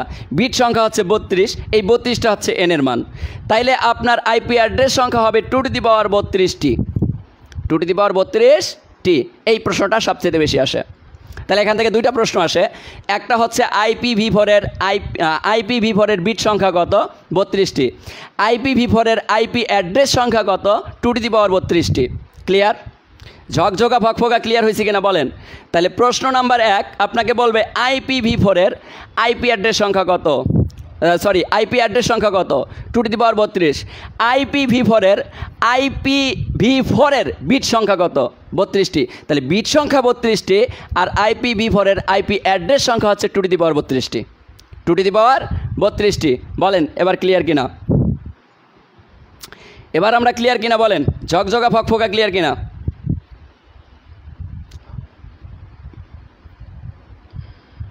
হ্যাঁ 10ও তো থাকতে পারে। দেখেন আপনার প্রশ্নটা খুব ভালো একটা প্রশ্ন যে ভাইয়া এখানে তো 10ও থাকতে পারে, 10 থাকবে না। আসলে এদের ইলেকট্রনিক্সের বিটগুলোকে এমনভাবে আইডেন্টিফাই করে দেওয়া হয়েছে যে প্রত্যেকটা অংশে 8 বিট করে থাকতে হবে। 8 বিটের যখনই অধিক চলে যাবে তখন সে অ্যাড্রেসটা IPv6-এ চলে যাবে। কোথায় চলে যাবে? IPv6-এ চলে যাবে। কথা বুঝাইতে পারছি? যখনই আপনি 8 বিট ক্রস করাবেন তখন এটা চলে যাবে IPv6-এ। ক্লিয়ার? কথা ক্লিয়ার? এছাড়া প্রত্যেকটাই মানে IPv4-এর প্রত্যেকটা অংশের মধ্যে 8 বিট করে থাকবে। এছাড়া টোটাল থাকবে কত বিট? 32 বিট। তাহলে এখানে 8 বিট, এখানে 8 বিট, এখানে 8 বিট, এখানে 8 বিট, 432 বিট। আর 8 বিট যখন ক্রস করবে তখন সেটা চলে যাবে IPv6-এ। IPv6-এ। হ্যাঁ IPv4-এর প্রশ্ন আসলে এখানে কিভাবে প্রশ্ন আসবে দেখেন। BCS যে প্রশ্নটা আসছে সেটা আমি বলি। BCS-এর প্রথম প্রশ্নটা ছিল এরকম, IPv4-এর বিট সংখ্যা কতটি? IPv4-এর বিট সংখ্যা 32টি। এখন একটু ক্রিটিক্যালভাবে যদি প্রশ্ন আসে তাহলে কীভাবে আসতে পারে দেখেন। আপনাকে বলা হবে IPv4-এর প্রত্যেকটি অংশে কত বিট করে থাকে? IPv4-এর 4টি অংশের প্রত্যেকটি অংশে 8 বিট করে থাকে। কত বিট করে থাকে? 8 বিট। তাহলে 4টা অংশে 4 আসছে কত বিট? 32 বিট। নেক্সট প্রশ্ন করবে আপনাকে IPv4-এর আইপি অ্যাড্রেস সংখ্যা কত? আইপি অ্যাড্রেস সংখ্যা হবে 2n, n এর মান হচ্ছে বিট সংখ্যা 2^32। শেষ, কাহিনী খতম, খেল খতম, খেল খতম।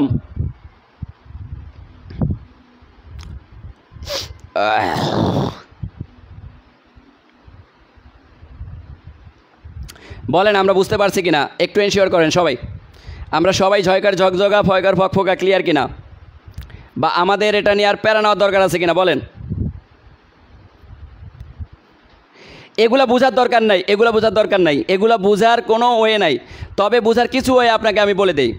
ওয়ে হচ্ছে মনে করেন আপনাকে এরকম একটা সংখ্যা বলছে 32।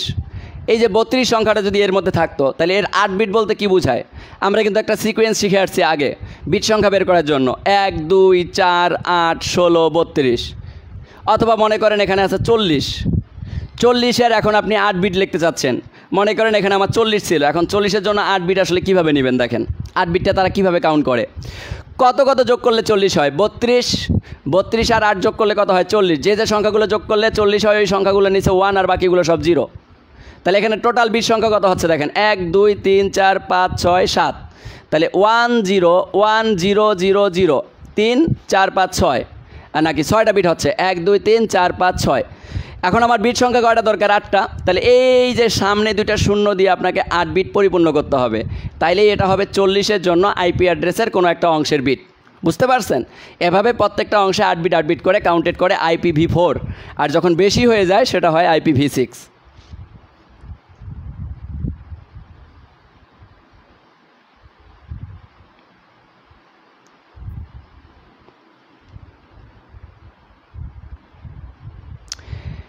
আইপি নির্দিষ্ট একটা হলে, আইপি নির্দিষ্ট একটা, কে বলছে আপনাকে? আইপি অ্যাড্রেস কোটি কোটি লক্ষ লক্ষ, পাগলের মতো প্রশ্ন করতেছেন কেন? আইপি অ্যাড্রেস হচ্ছে আপনার কোটি কোটি লক্ষ লক্ষ। এই IPv4 বর্তমানে তো ভার্সন 4 চলতেছে।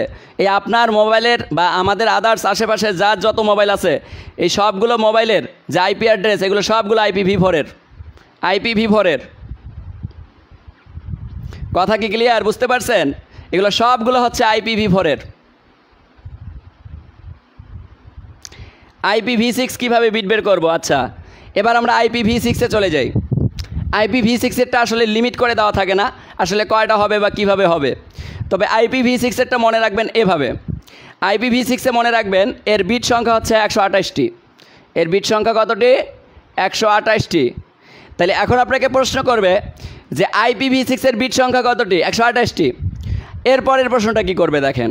এরপরের প্রশ্নটা করবে IPv6-এর আইপি অ্যাড্রেস সংখ্যা কত? তাহলে IPv6-এর আইপি অ্যাড্রেস সংখ্যা কত হবে বলেন?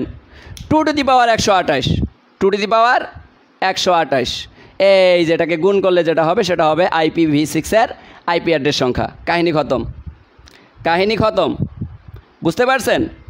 IPv6-এর আইপি অ্যাড্রেস সংখ্যা হচ্ছে 128টি, IPv6-এর আইপি অ্যাড্রেস সংখ্যা হবে 2 টু দি পাওয়ার 128। বাস, কাহিনী খতম, খেল খতম। আমরা সবাই বুঝতে পারছি কিনা একটু এনশিওর করি, তাহলে আমরা সামনের দিকে আগাই। এবার যেটা নিয়ে আমরা কথাবার্তা বলবো সেটা খুবই ইম্পর্টেন্ট বিসিএসের জন্য, বা সব ক্ষেত্রের জন্য ইম্পর্টেন্ট।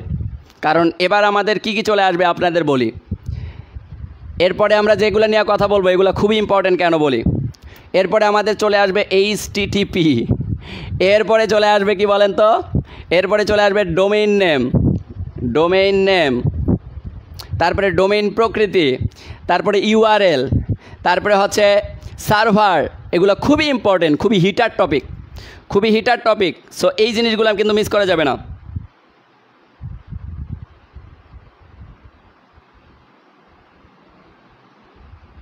আচ্ছা, একজন বলছে ওকে ব্লক করে দিলাম, রিহান হাসান, বেশি কথা বলে। যারা বেশি কথা বলবে তাদের ব্লক। আচ্ছা দেখেন, এবার চলে আসেন আমরা এবার যেটা নিয়ে কথা বলবো সেটা হচ্ছে ওয়েব হোস্টিং নিয়ে কথাবার্তা বলবো। ওয়েব হোস্টিং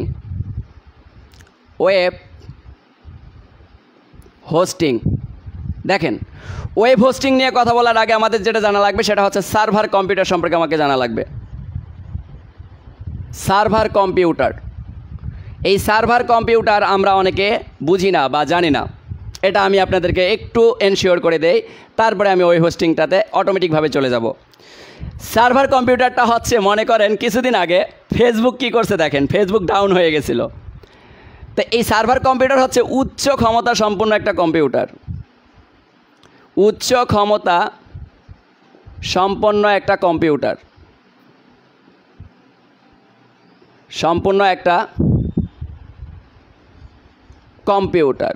আচ্ছা, এই কথাটা কেন বললাম এবার বলি। ওয়েব হোস্টিংয়ে চলে আসি। এই হোস্টিংটা কি এবার বুঝতে পারবেন। কিছুদিন আগে আমি আমার maminulsir.com ওয়েবসাইট দিয়ে কী করলাম, আমি আমার এই যে ফ্রি যে গ্রুপটা আছে বিসিএসের ফ্রি মডেল টেস্ট গ্রুপ 23,000 যেটাতে মেম্বার, তো ওটাতে সব অ্যাক্টিভ মেম্বার, ওটাতে আমি পরীক্ষা নেওয়ার জন্য কী করলাম, ওয়েব হোস্টিং নিলাম। তা আমি অ্যামাজন থেকে নিয়েছিলাম। অ্যামাজন থেকে আমি কী করলাম, 20,000 টাকা দিয়ে একটা ওয়েব হোস্টিং নিলাম। কিন্তু মজার ব্যাপার হচ্ছে একসাথে 6,000 6K স্টুডেন্ট পরীক্ষা দেওয়ার জন্য ঢোকার সাথে সাথে আমার এই 20,000 টাকা দামের ওয়েব হোস্টিংটা কী করলো, সার্ভার ডাউন হয়ে গেল। সার্ভার ডাউন হওয়ার কারণে যেটা হইলো যে আমার এটা দিয়ে আর কাজ চলমান থাকতেছে না, অর্থাৎ পরীক্ষা সবাই দিতে পারতেছে না। সবাই বলতেছে ভাইয়া আপনার ওয়েবসাইটে ঢোকা যাচ্ছে না বা পরীক্ষা দেওয়া যাচ্ছে না।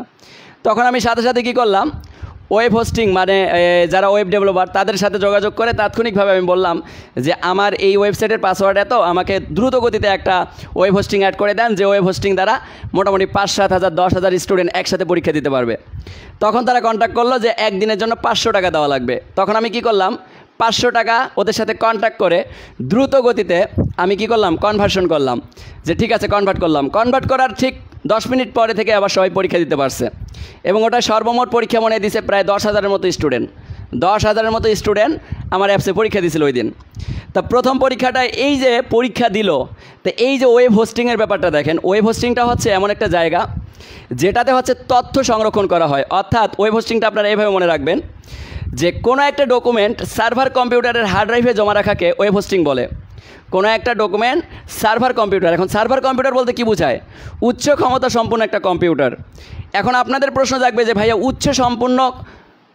উচ্চ ক্ষমতা সম্পন্ন কম্পিউটারটা আবার কী জিনিস। যেমন আপনি দেখেন ফেসবুক যে আমরা চালাচ্ছি, এই যে ফেসবুক চালাচ্ছি, এই ফেসবুক চালানোর জন্য মার্ক জুকারবার্গ কী করছে, অবশ্যই তার একটা সার্ভার কম্পিউটার আছে। এই সার্ভার কম্পিউটারে কি করছে, সে সকল তথ্য সংরক্ষণ করে রাখছে। যখন আপনি সার্চ ইঞ্জিনে যান, ফেসবুকের সার্চ ইঞ্জিনে গিয়ে যখন একটা নাম সার্চ করেন, তখন আপনাকে হেল্প করে কে বলেন, তখন আপনাকে হেল্প করে এই সার্ভার কম্পিউটার। এই সার্ভার কম্পিউটার বলে হ্যাঁ উমুককে চাচ্ছ, এই যে উমুক তোমার সামনে আমি হাজির করে দিলাম। অর্থাৎ সার্ভার কম্পিউটারে যেটা হয় যে সকল তথ্য এখানে সংরক্ষিত থাকে।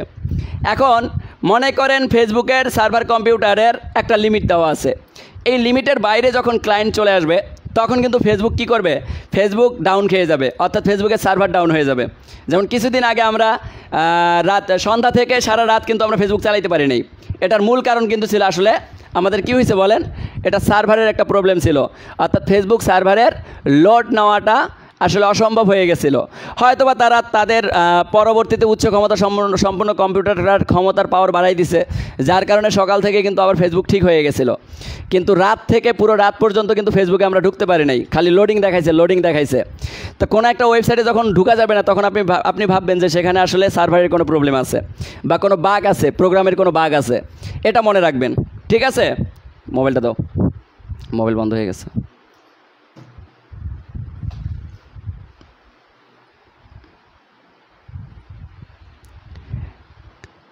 আচ্ছা, আমি আবার বলতেছি, তাহলে এই জায়গায় দেখেন যে মজার ঘটনাটা ঘটে। এবার সার্ভার কম্পিউটার আর ক্লায়েন্টের মধ্যে একটা ঘটনা ঘটে, এই জিনিসটা আমি বুঝাই। মনে করেন এখানে সার্ভার কম্পিউটার আছে, এখানে কে আছে, সার্ভার কম্পিউটার আছে। এই সার্ভার কম্পিউটার তো উচ্চ ক্ষমতা সম্পন্ন কম্পিউটার। তো এখানে কি আছে, ক্লায়েন্ট আছে, ক্লায়েন্ট, একজন ক্লায়েন্ট। এই ক্লায়েন্ট কী করতেছে, সার্ভার কম্পিউটারকে বলতেছে, হ্যালো সার্ভার কম্পিউটার, তুমি কেমন আছো? সার্ভার কম্পিউটার উত্তর দিচ্ছে, হ্যাঁ আমি ভালো আছি। না, সার্ভার কম্পিউটার আসলে এরকম উত্তর দেওয়ার সময় তাদের নাই। তা ক্লায়েন্ট যখন কি করে, সার্ভার কম্পিউটারকে বলে, হ্যালো সার্ভার কম্পিউটার। সার্ভার কম্পিউটারকে যখন সে প্রশ্ন করে, এই প্রশ্নটা আসলে করে সে HTTP এর মাধ্যমে। কিসের মাধ্যমে প্রশ্ন করে? HTTP এর মাধ্যমে, হাইপার টেক্সট ট্রান্সফার প্রোটোকলের মাধ্যমে। ক্লায়েন্ট কী করলো, সার্ভার কম্পিউটারকে প্রশ্ন করলো, হ্যালো সার্ভার কম্পিউটার, তোমার কাছে কি পরিমণির ছবি আছে? তখন সার্ভার কম্পিউটার বলে, হ্যাঁ আমার কাছে হাজার হাজার পরিমণির ছবি আছে, এবং উত্তরের ব্যাকটাও দেয় সে HTTP এর মাধ্যমে। তাহলে HTTP কী করে, কোনো একটা প্রোটোকলকে ট্রান্সফার করে, কি করে, ট্রান্সফার করে। অর্থাৎ ক্লায়েন্ট যখন সার্ভার কম্পিউটারকে জিজ্ঞেস করলো যে হ্যালো সার্ভার কম্পিউটার, তোমার কাছে কি পরিমণির ছবি আছে, তখন এই জিজ্ঞেসটা আসলো HTTP এর মাধ্যমে। তাহলে ক্লায়েন্ট এবং সার্ভার কম্পিউটারের মধ্যে যে তথ্য আদান প্রদান হয়, এই তথ্য আদান প্রদানকে বলা হয় HTTP। কি বলা হয়? HTTP, hyper text transfer protocol. মনে রাখবেন, এটার পুনরূপটা মনে রাখবেন, হাইপার টেক্সট ট্রান্সফার প্রোটোকল।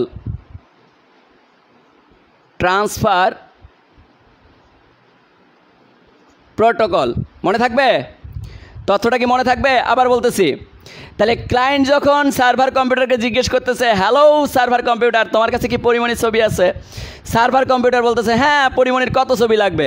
তা আপনি যখন পরিমণি পিক দিয়ে সার্চ করবেন, হাজার হাজার পিক চলে আসবে। আপনি যখন মনে করেন আপনার পছন্দের একটা গায়কের নাম দিয়ে সার্চ করবেন, তখন হাজার হাজার গান চলে আসবে।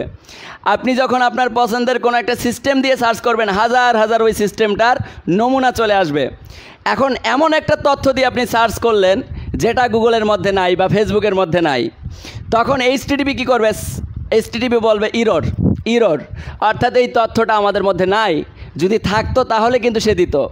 এখন তথ্যটা নাই, যার কারণে গুগল বা ফেসবুক কী করতে পারতেছে না, ক্লায়েন্টকে তথ্যটা দিতে পারতেছে না।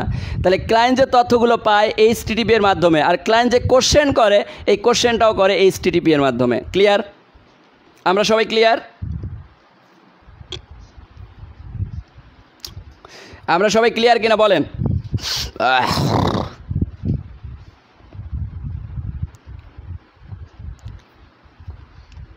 ভাই পরিমণির এখন নিয়ম করেন না, আপনারা নাচানাচি করেন না। পরিমণির জায়গায়, আমরা আমাদের পড়াশোনার জায়গায় জাস্ট একটু মজা দেওয়ার জন্য পরিমণির নামটা উচ্চারিত হয়েছে। এখানে আপনারা ঐশ্বরিয়াকে নিয়ে আসেন, এখানে আপনারা আরও বলিউডের অনেক সুন্দরী হিরোইন আছে, তাদের কথা চিন্তা করেন, বা হচ্ছে ভারতের অনেক নায়িকা আছে তাদের কথা চিন্তা করেন, বাংলাদেশের নায়িকা আছে তাদের কথা চিন্তা করেন। পরিমণি বাদ, ঠিক আছে? পরিমণি বাদ।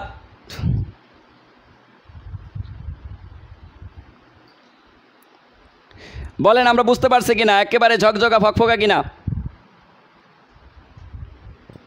Action direct action. যারা আজকে ক্লাসটা করে নাই তারা অনেক কিছু মিস না, শুধু তাদের জন্য কপালে দুঃখ আছে। আমি নেক্সট দিন থেকে ব্লগ মিশন শুরু করব। যারা ক্লাস করবে না তাদের আমার এই গ্রুপে কোনো জায়গা নাই।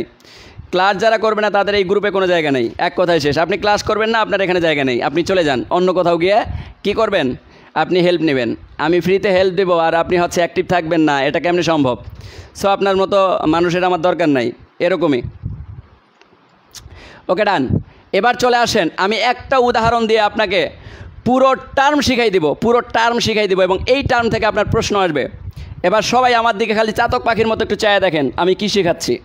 দেখেন এই জায়গাটা থেকে প্রশ্ন আসার সম্ভাবনা 90%। যারা গুচ্ছ অ্যাডমিশনের তারাও মনে রাখো, এখান থেকে প্রশ্ন আসার সম্ভাবনা প্রায় 90%, আরও বেশি পার্সেন্টেজ দিতে পারো। আচ্ছা, এরকম টাইপের একটা সিস্টেম থাকবে।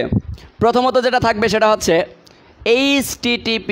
আমরা কিন্তু জানি যে কোনো একটা ওয়েবসাইটে যখন আমরা লিঙ্ক তৈরি করি, লিঙ্কটা কিন্তু এরকম করে থাকে, http://www, তারপরে আমরা facebook.com বা google.com দিই। তাহলে এখানে আমরা কি দিলাম, www.facebook.com। আমি কিন্তু maminulsir.com দিতে পারতাম, কারণ আমার নিজেরও যেহেতু অ্যাপস আছে। আমার অ্যাপসটা সবাই ইনস্টল করে রাখবেন, ঠিক আছে? এখন এই জিনিসটা আমি বললাম, এই জিনিসটা দিয়ে আপনাকে বলবে যে http://www.facebook.com এর মধ্যে ফেসবুক কি, www কি, http কি, .com কি। খুবই মেজর প্রশ্ন এবং খুবই কঠিন প্রশ্ন এবং খুবই ক্রিটিক্যাল এবং খুবই সহজ প্রশ্ন বলতে পারেন।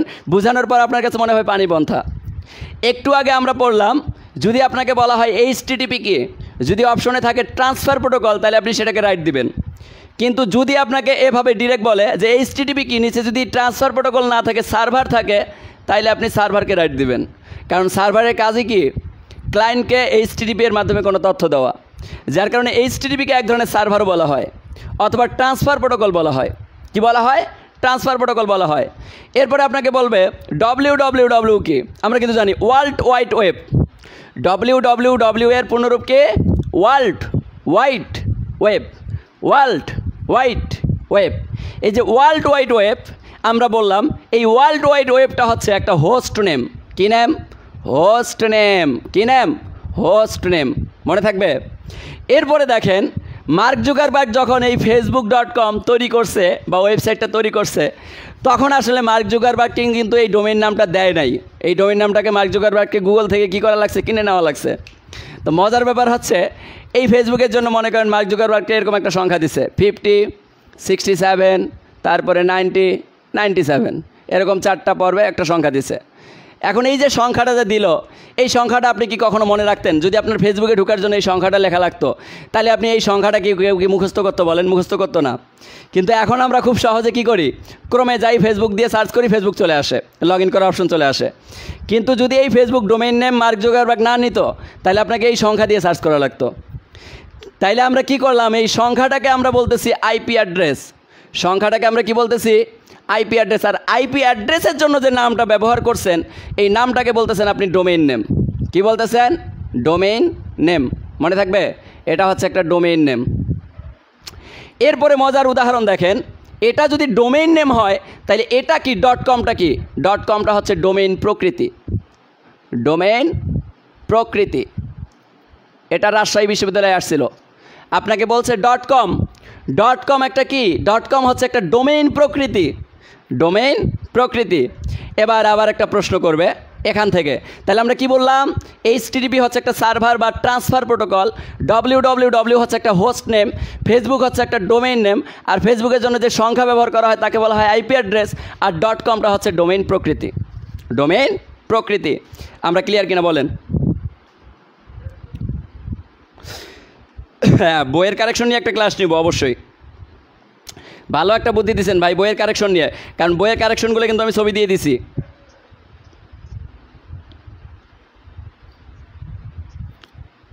আজকের ক্লাসের কিন্তু ফিডব্যাক দিবেন, যারা ক্লাস করে নাই তারা যাতে আফসোস করে। আপনাদের ফিডব্যাক দেখে যাতে যারা ক্লাস করে নাই তারা আফসোস করে যে আসলে ক্লাসটা কেমন ছিল। ঠিক আছে? যারা ফার্স্ট টু লাস্ট ছিলেন তারা কিন্তু বুঝতে পারছেন যে আসলে ক্লাসটা কতটা ইম্পর্ট্যান্ট আপনাদের জন্য। এই জিনিসগুলো থেকে কী পরিমাণ প্রশ্ন আসে, কী পরিমাণে প্রশ্ন আসে, এটা আপনার ধারণা করতে পারবেন না। ব্যাংক জব ক্লিয়ার হয়ে গেল, শিক্ষক নিয়োগ ক্লিয়ার হয়ে গেল, BCS ক্লিয়ার হয়ে গেল, গুচ্ছ অ্যাডমিশনের পরীক্ষার্থীদের পরীক্ষার কনসেপ্ট ক্লিয়ার হয়ে গেল, এত কিছু একসাথে ক্লিয়ার।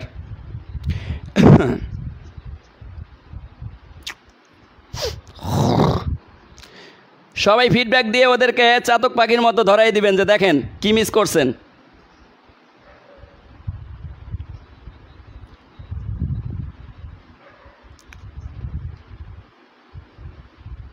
ক্লাসের বাইরে কেউ কমেন্ট করবেন না। ওকে ডান। এবার মনোযোগ দেন, মনোযোগ দেন। এবার যে জিনিসটা জানা লাগবে সেটা হচ্ছে ডোমেইন প্রকৃতি। এটা থেকে প্রশ্ন আসে। আপনাকে যদি বলা হয় ডোমেইন প্রকৃতি মূলত কত প্রকার, তাহলে কি বলবেন?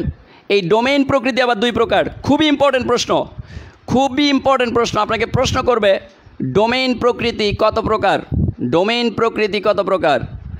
ডোমেইন প্রকৃতি মূলত দুই প্রকার। একটা হচ্ছে সিসি ডোমেইন, সিসি ডোমেইন। একটা কি? CC domain. আরেকটা হচ্ছে কি? জি ডোমেইন, জি ডোমেইন। ভাইয়া সিসি ডোমেইন কি? সিসি ডোমেইন হচ্ছে country code domain, country code domain. আবার এটাকে আবার দেখেন ডোমেইন প্রকৃতিকে টপ লেভেল ডোমেইনও বলা যায়, টপ লেভেল ডোমেইন, টিএলডি বলা হয়। যার কারণে অনেক সময় আপনাকে বলবে টিএলডিসিসি, টিএলডিসিসি দ্বারা কি বোঝায়? Top level domain country code. তাহলে এই কান্ট্রি কোড ডোমেইন। আবার এ পাশে জি ডোমেইন যে দেখতেছেন, এই জি ডোমেইন দ্বারা বোঝাচ্ছে জেনেরিক ডোমেইন। কি ডোমেইন? Generic domain. মনে রাখবেন এই জি ফর হচ্ছে জেনেরিক ডোমেইন, জেনেরিক ডোমেইন। এখন প্রশ্নটা কোথা থেকে আসে দেখেন, প্রশ্নটা যেটা আসে আপনাকে বলে কান্ট্রি ডোমেইন নিচের কোনটি? ভাই কান্ট্রি ডোমেইনগুলো কীভাবে মনে রাখবেন? দেশের নামের জন্য আমরা যেটা ব্যবহার করি এগুলো হচ্ছে কান্ট্রি কোড ডোমেইন। যেমন আপনাকে বলি এই যে .com লিখছিলাম না, এই .comের জায়গায় যদি এখন .bd থাকে, এই .bd হচ্ছে একটা কান্ট্রি কোড ডোমেইন। এবার যদি .in থাকে তাহলে এই ইন্ডিয়ার .in এটা হচ্ছে একটা কান্ট্রি কোড ডোমেইন। এবার যদি .cn থাকে চায়না বা চীনের জন্য একটা কান্ট্রি কোড ডোমেইন। আবার যদি যুক্তরাষ্ট্র থাকে ইউএস, এটা হচ্ছে একটা কি? যুক্তরাষ্ট্রের জন্য একটা কান্ট্রি কোড ডোমেইন। তাহলে এরকম দেশের নামের জন্য আমরা যেটা ডটের পরে ব্যবহার করি এটাকে বলা হয় কান্ট্রি কোড, কি? Country code domain. বুঝতে পারছেন? অর্থাৎ দেশের নামের জন্য আমরা যে ডট ব্যবহার করে থাকি এটাকে বলা হয় কান্ট্রি কোড ডোমেইন। এবার জেনেরিক ডোমেইন আসেন, দেশের নাম বাদ দিয়ে যা থাকবে সবগুলো জেনেরিক ডোমেইন। সবগুলো কি ডোমেইন? Generic domain. যেমন কয়েকটা উদাহরণ দিচ্ছি, .net, .com, তারপরে হচ্ছে আপনার এরকম থাকতে পারে .edu, তারপরে .gov। অর্থাৎ দেশের নাম ব্যতীত ডটের পরে যাহাই থাকবে তাহাই হচ্ছে জেনেরিক ডোমেইন। তাই কি ডোমেইন? Generic domain. তাইলে কান্ট্রি কোড ডোমেইন হচ্ছে দেশের নামের জন্য ডট দিয়ে যেটা ব্যবহার করতে হয় সেটা হচ্ছে কান্ট্রি কোড ডোমেইন। আর জেনেরিক ডোমেইন হচ্ছে এই দেশের নাম বাদ দিয়ে যত ডটের পরে জিনিস ব্যবহার করা হবে এই সবগুলো হচ্ছে জেনেরিক ডোমেইন। তার মধ্যে বহুল ব্যবহৃত জেনেরিক ডোমেইন হচ্ছে .com। আপনাকে বলতে পারেন নিচের কোনটি জেনেরিক ডোমেইন, তাহলে .com হচ্ছে বহুল ব্যবহৃত একটা কি বলেন তো জেনেরিক ডোমেইন। যেমন সবার নামের পরে .comটা আমরা ব্যবহার করি। যেমন আমার ওয়েবসাইট কি? maminulsir.com। এই যে .com, maminulsir.com, এই যে .com যে বললাম, এই কম, এই সব জায়গায় কম ব্যবহারটা হয়, যার কারণে এটাকে বলা হয় কি? বহুল ব্যবহৃত একটি কি বলেন তো ডোমেইন প্রকৃতি, অর্থাৎ জেনেরিক ডোমেইন। এবার বলেন হ্যাঁ .org বলা যায়, .org এটাও হচ্ছে একটা জেনেরিক ডোমেইন। এরকম অনেক ডোমেইন থাকতে পারে, হোস্টটা বুঝেন নাই, হোস্ট নেম হচ্ছে www। কোনো একটা ওয়েবসাইটের হোস্ট হচ্ছে www, ওয়ার্ল্ড ওয়াইড ওয়েব, এটাই হচ্ছে হোস্ট, আর কিচ্ছু না। আপনাকে যদি বলা হয় নিচের কোনটি হোস্ট, হোস্ট হচ্ছে world wide web. Clear? Concept clear? বলেন। টপ লেভেল ডোমেইন, হ্যাঁ এটাকে টিএলডি বলতে পারেন, টিএলডি। এই যে টিএলডি ডোমেইন প্রকৃতি, টপ লেভেল ডোমেইন প্রকৃতি, এটাকে আপনি এভাবে বলতে পারেন টিএলডি, টপ লেভেল ডোমেইন। আবার টপ লেভেল ডোমেইন প্রকৃতির দিক থেকে আবার এটা কি হতে পারে? TLDCC, top level domain country code. আবার এটাকে আপনি কি বলতে পারেন? টিএলডিজিডি। তাহলে top level domain generic domain, top level domain আচ্ছা, টপ লেভেল জেনারিক ডোমেইন আর কি, টপ লেভেল ডোমেইন জেনারিক। তাহলে এই যে আমাদের যে জিনিসগুলো আমরা বললাম, অথবা সরি এটাকে আমরা এভাবে বলতে পারি, এটাকে এভাবে বলা যায় সিসিটিএলডি, আর এটাকে বলা যায় জিটিএলডি। এগুলো মনে না রাখলেও হবে, জেনারিক টপ লেভেল ডোমেইন আর country code top level domain মনে থাকবে। Country code top level domain, আর কান্ট্রি কোড টপ লেভেল ডোমেইনগুলো হচ্ছে .bd .in .sin তারপরে হচ্ছে জেনারিক টপ লেভেল ডোমেইনগুলো হচ্ছে .net .com .edu .gov .org, আরও কিছু থাকতে পারে, ইটিসি। সেকেন্ড লেভেল ডোমেইন বলতে কোনো কিছু নাই। আমরা সবাই বুঝতে পারছি কিনা বলেন, একটু এনশিওর করেন সবাই, একেবারে ঝকঝকা ফকফকা ক্লিয়ার কিনা একটু এনশিওর করেন। আজকে সবাই ক্লাসটা আর কি করবেন, সবাই ক্লাসটার কিন্তু ফিডব্যাক দিবেন, যারা ক্লাস করে নাই তারা যাতে আফসোস করে,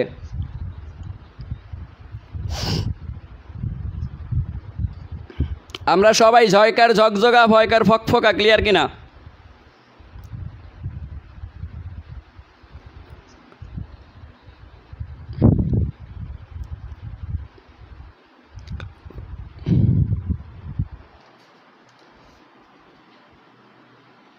বলেন যারা ক্লাস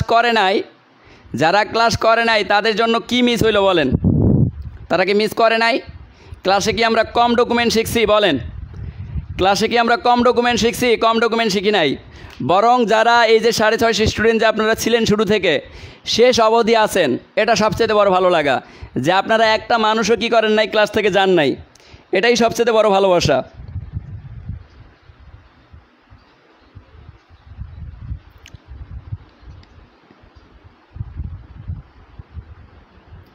ওকে ডান, তাহলে ঠিক আছে, আমি আর আজকে আগাবো না, আজকের ক্লাস এই পর্যন্তই থাকবে। আমার আরেকটু আলোচনা করার প্ল্যান ছিল HTTP বা HTML নিয়ে। আচ্ছা, HTML-এর হালকা একটু ধারণা দেই, শুধু মনে রাখবেন HTML, এই HTML থেকে আপনার 3টা প্রশ্ন আসতে পারে। আমি শুধু প্রশ্নগুলো বলে দিই, কী প্রশ্ন আসতে পারে। 1 নম্বরে বলবে HTML-এর পূর্ণরূপ বলো। 1 নম্বরে HTML-এর পূর্ণরূপ হচ্ছে হাইপারটেক্সট মার্কআপ ল্যাঙ্গুয়েজ, মনে রাখবেন, এটা মুখস্থ, ঠিক আছে। সেকেন্ড প্রশ্ন বলবে এই HTML-এর আবিষ্কারকের নাম কি? HTML-এর আবিষ্কারকের নাম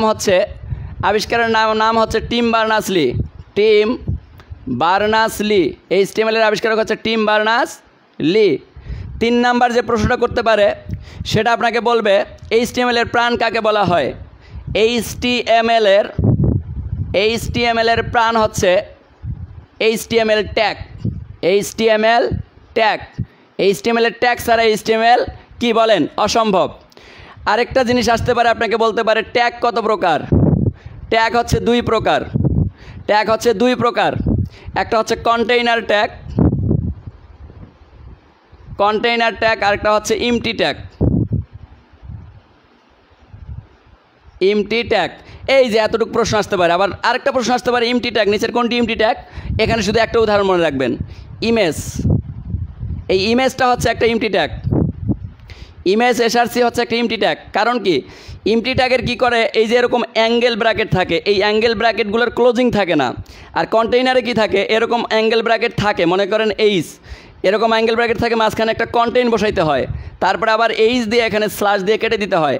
যখন আপনি কোনো একটা জিনিস এইভাবে কেটে দিবেন তথ্য লেখার পর, সেটাকে বলবেন কন্টেইনার ট্যাগ। আর যখন শুধুমাত্র একটা অ্যাঙ্গেল ব্র্যাকেটের ভেতরেই সব তথ্য লিখতে হয়, তখন তাকে বলবেন এমটি ট্যাগ। তাহলে এখান থেকে সর্বোচ্চ প্রশ্ন আসতে পারে, আপনাকে বলতে পারে নিচের কোনটি এমটি ট্যাগ বিসিএসের জন্য। তাহলে শুধু বলবেন ইমেজ, ব্রেক লাইন হতে পারে BR HR, এগুলো হচ্ছে এমটি ট্যাগ। আর কন্টেইনার ট্যাগ অনেক, heading tag H1 H2 H3 H4, এগুলো সবগুলো হচ্ছে কন্টেইনার ট্যাগ। তাহলে যাই হোক, আমাকে একটু বলেন যে ক্লাসটা পুরো ফার্স্ট টু লাস্ট কেমন লাগছে, একটু কমেন্ট করেন, আপনাদের উৎসাহ দেখি। ক্লাসটা যারা ফার্স্ট টু লাস্ট করছেন একটু আমাকে বলেন যে ভাইয়া ক্লাসটা আসলে কেমন লাগছে, ক্লাসে কি কোনো একটা টপিক আমি মুখস্থ করাইছি আপনাদের, বা কোনো একটা টপিক এখন বাসায় আলাদা করে পড়ার দরকার আছে বলেন? জাস্ট একবার যদি আপনি নোট করেন, নোট করলেই আপনার মুখস্থ হয়ে যাবে। অথচ এই জিনিসগুলোই আপনি যদি আলাদা করে কোনো বই থেকে পড়তেন তাহলে কিন্তু আপনার অনেক কষ্ট হতো। আপনি সাজায় গুছায় পড়তে পারতেন না, কোনটা কি বুঝতেন না, মুখস্থ করতেন, মুখস্থবিদ্যা ভয়ঙ্কর, 2 দিন পরে হারাই যাইতো, আবার পড়তেন, আবার হারাই যাইতো, আবার পড়তেন, আবার হারাই যাইতো। তাহলে এই যে জিনিসগুলো থেকে আপনাকে বের হয়ে আসতে হবে, এই জিনিসগুলো থেকে আপনাকে কি করতে হবে? বের হয়ে আসতে হবে। মূল কথা হচ্ছে যে আপনাকে যে কোনো কিছু শিখতে গেলে মজা দিয়ে শিখতে হবে। মজায় মজায় যদি আপনি শিখতে না পারেন তাইলে আসলে কি হবে? আপনি জিনিসগুলোকে উপভোগ করতে পারবেন না। কোনো একটা পড়াশোনা করার সময় পড়াশোনাটাকে যদি আপনি উপভোগ করতে পারেন তাহলে সেটা কিন্তু সবচেয়ে বড় ফিডব্যাক হিসাবে কাজ করে। আচ্ছা, আরেকটা কথা বলি, আমার এই বইয়ের কারেকশন কপি কিন্তু আমি দিয়ে দিছি। যারা বইটা নিছেন তারা কারেকশন কপিটা একটু গ্রুপ থেকে নিয়ে নেবেন। আর এখন যেগুলো মার্কেটে পাওয়া যাচ্ছে এগুলো হচ্ছে কারেকশন দেওয়া, অর্থাৎ কারেকশন করে তারপরে বই নতুন করে ছাপানো হয়েছে 3000। টোটাল 9000 বই অলরেডি আপনাদের ভালোবাসার খাতিরে চলে গেছে। তো বুঝতেই পারছেন, এখনও যারা নেন নাই নিতে পারবেন। আর যদি কারো নেওয়ার ইচ্ছা না থাকে গ্রুপ থেকে ক্লাস থেকে হেল্প হন, কোনো সমস্যা নেই। আমি কখনো বই বিক্রি করার জন্য আসি নাই। বই যদি বিক্রি করার জন্য আসতাম তাহলে আমি কারেকশন দিতাম না। একজন আমাকে ভয় দেখাইছে, ভাই আপনার বইয়ে যে টুকটাক কিছু অ্যান্সার ভুল আছে এগুলা কি হবে? এগুলোর জন্য তো আপনি বিপদে পড়বেন। তা আমি তাকে একটা কথা বলছিলাম যে ভাই দেখেন, আমি কিন্তু ব্যবসা করার জন্য আসি নাই। আমি কি করার জন্য আসি নাই? আমি ব্যবসা করার জন্য আসি নাই। আমার এখানে মূল টার্গেট হচ্ছে মানুষের ভালোবাসা নিয়ে থাকা। আমার বইয়ের মধ্যে টাইপিং মিস্টেক গেছে শিক্ষক নিয়োগের কিছু প্রশ্নের মধ্যে। আমার কি করছে অপারেটর সুন্দর করে কিছু উত্তর ভুল লেখছে। এই উত্তরগুলো ভুল লেখার কারণে আমি পড়ছি মাইনকে চিপায়, অর্থাৎ বেশি ভুল না কিন্তু 3 থেকে 4টা উত্তর ভুল লেখছে। খুবই সহজ প্রশ্নগুলো লেখছে ভুল, খুবই সহজ প্রশ্ন। এক জায়গায় সঠিক উত্তর দেওয়া, আরেক জায়গায় আবার লেখছে, এক জায়গায় ঘ নাম্বার সঠিক উত্তরই আছে, আরেক জায়গায় ওই প্রশ্নটাই আবার খ নাম্বার দিয়ে রাখছে। মানে অপারেটরের টাইপিং মিস্টেক। এবং এটা আমি আজকে হাত জোর করে ক্ষমা চেয়ে পোস্ট করছি, তো সবাই মাফ করবেন যে 2-4টা ভুল আছে। এই 2-4টা ভুলের জন্য আমি সরি ক্ষমা প্রার্থী। আর এখন যে বইগুলো প্রেস থেকে গেছে এগুলো হচ্ছে নির্ভুল আছে, নিতে পারেন যারা এখনও নেন নাই। কারণ শেষ মুহূর্তের জন্য আপনার সব কিছু পড়া কিন্তু সম্ভব না। আপনি কি করতে পারবেন? এখানকার 7 স্টার টপিকগুলো সুন্দর করে পড়তে পারবেন। আর কার কোন অঞ্চলে লাগবে, হোল বাংলাদেশের সব ফেমাস লাইব্রেরি বা সব ভালো ভালো লাইব্রেরিগুলোতে কিন্তু বইটা চলে গেছে অলরেডি, বুঝতে পারছেন? সো যাই হোক, সবাই ভালো থাকবেন, সুস্থ থাকবেন, সবার সুস্থতা কামনা করে শেষ করতেছি। আর কারেকশন কপি যারা পান নাই তারা আমাকে ইনবক্স করবেন, আমি ইনবক্সে দিয়ে দিব। অথবা যদি আপনি গ্রুপে চান, গ্রুপে পোস্ট করেন, আমি আপনার পোস্টের কমেন্টের লিঙ্কে দিয়ে দিব। কারণ কারেকশন কপিটা সামনে নিয়ে বইটা থেকে জাস্ট পেজগুলো উল্টায় কারেকশনটা নিয়ে বইটা পড়া শুরু করেন, ঠিক আছে? সো সবাই ভালো থাকবেন, সুস্থ থাকবেন। আর সবাই অবশ্যই ক্লাসটা কেমন লাগছে ফিডব্যাক দিবেন, যাতে অন্যরা উৎসাহ পায় এবং ক্লাসের পার্টিসিপেন্ট সংখ্যা বাড়ে। সো ঠিক আছে, সবাই ভালো থাকবেন, সুস্থ থাকবেন, সবার সুস্থতা কামনা করে শেষ করতেছি। আল্লাহ হাফেজ।